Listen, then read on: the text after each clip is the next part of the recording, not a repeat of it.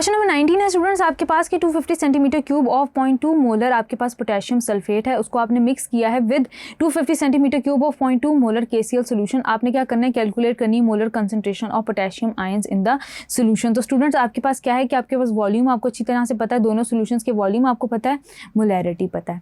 अब स्टूडेंट्स क्या होगा, आपके पास की KCl सोल्यूशन के अंदर तो आपके पास नंबर ऑफ पार्टिकल सिमिलर होंगे, लेकिन स्टूडेंट्स आपके पास क्या होगा कि आपने in the case of potassium sulphate आपने देखने हैं कि आपके पास कितने नंबर ऑफ पार्टिकल्स होंगे। तो स्टूडेंट्स वो डबल हो जाएंगे, क्यों? क्योंकि आपके पास जो पोटेशियम है उसके 2 आयंस यूज़ हो रहे हैं।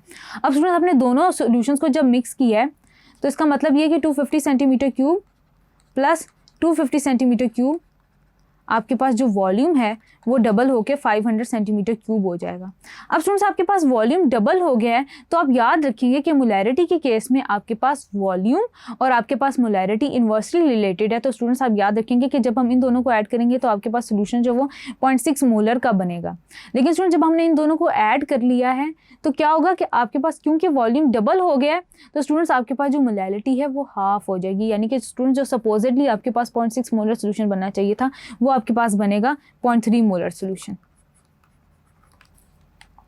देन स्टूडेंट्स मूविंग फॉरवर्ड आपके पास क्वेश्चन नंबर 20 है कि 5 gram of NaCl are dissolve in 1000 gram of water, the density of resulting solution is 0.997 gram per centimetre cube. आपने मोलैरिटी मोल फ्रैक्शन कैलकुलेट करना है और आपने ये अज्यूम करना है कि volume of the solution is equal to that of solvent, यानी कि आपने वॉल्यूम सोल्यूशन का और सॉल्वेंट का इक्वल अज्यूम करना है। आप सबसे पहले क्या करेंगे कि मोलैरिटी फाइंड आउट कर लेंगे। आपने कैसे मोलैरिटी फाइंड आउट करनी है कि आपको अच्छी तरह से पता है स्टूडेंट्स, फॉर मोलैरिटी के लिए आप कैलकुलेशंस करते हैं, आपको अच्छी तरह से पता है। फॉर NaCl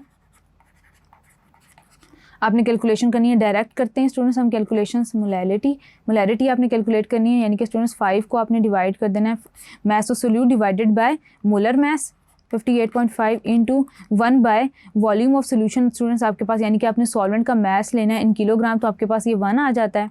और स्टूडेंट्स आपने कैलकुलेट करनी है, यानी कि 5 डिवाइडेड बाय 58.5, तो students it will B 0.0854 moles.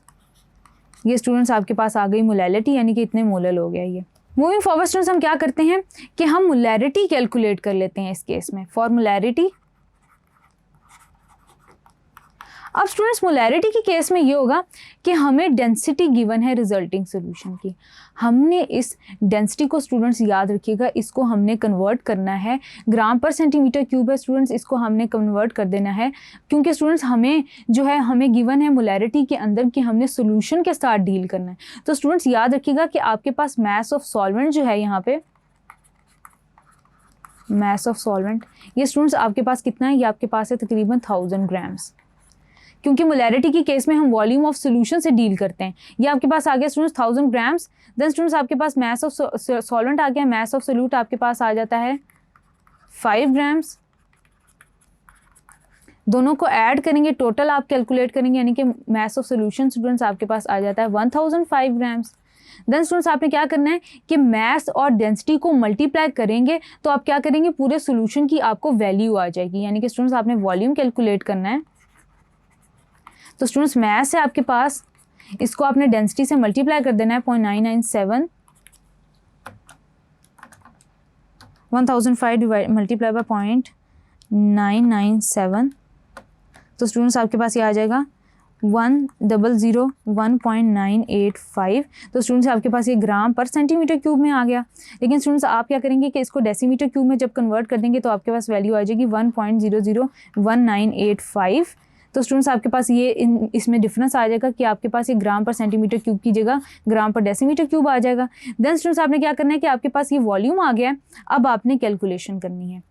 Students आप क्या करेंगे कि आपने वैल्यू कैसे कैलकुलेट करनी है। आपके पास स्टूडेंट्स अच्छी तरह से आपको पता है कि आपके पास मास ऑफ सोल्यूट 5 ग्राम है, डिवाइडेड बाय स्टूडेंट्स आपके पास 58.5 into volume of solution in decimetre cube, तो 1.00185 आपके पास 1985 आ जाता है। तो स्टूडेंट्स आप क्या करेंगे कि 5 डिवाइडेड बाय 58.5 आ जाएगा स्टूडेंट्स, तो आपके पास तकरीबन वही वैल्यू आ जाएगी 0.084 मोल्स, यानी कि स्टूडेंट्स आपके पास सेम मोलैरिटी और मोलैरिटी इस केस में हो गई same.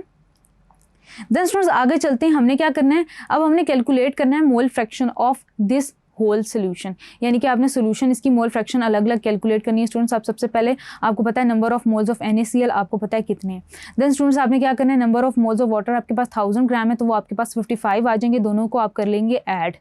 Total number of moles आपने कैलकुलेट करने हैं तो उसमें 0.0854 मोल्स हैं, प्लस स्टूडेंट्स आपके पास 55.5 है, जैसे कि स्टूडेंट्स हमने पहले भी कैलकुलेट किया। तो स्टूडेंट्स आपके पास जो वैल्यू आ जाएगी 55.5 प्लस 0.0854, इट विल बी 55.5854।